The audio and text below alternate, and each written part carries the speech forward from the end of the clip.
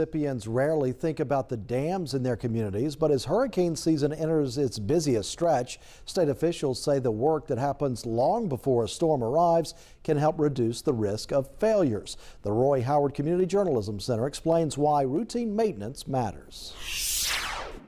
Across Mississippi, more than 6,800 dams hold back lakes, ponds, and reservoirs, out of which 351 are classified as high hazard, meaning a failure could put lives or property downstream at risk.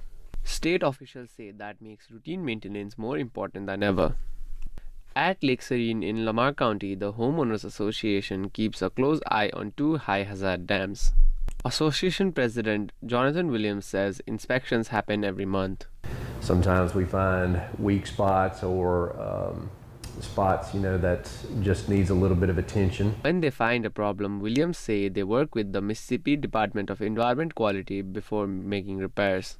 Anything that we do before we do any maintenance or anything like that, we have to involve them. The state requires owners of high hazard dams to inspect them every year and hire a licensed engineer every 5 years for a more detailed evaluation. Matthew Iberg with the MDEQ Dam Safety Division says the agency also helps owners know what to look for. Following a checklist, but they may not know what all the terminology is.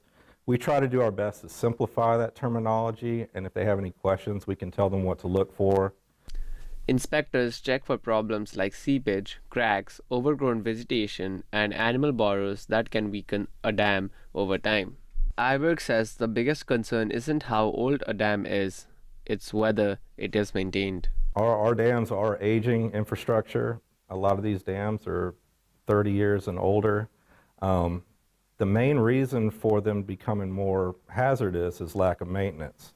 Right now, 52 of Mississippi's high hazard dams are rated in unsatisfactory condition. Most have already been intentionally breached or placed under lake level restrictions while repairs are completed. Williams says despite Lake Serene's high hazard designation, residents should not assume the dams are unsafe.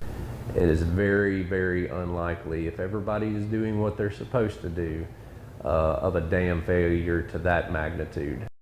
Reporting from the Roy Howard Community Journalism Center, I am Bivas Pantha.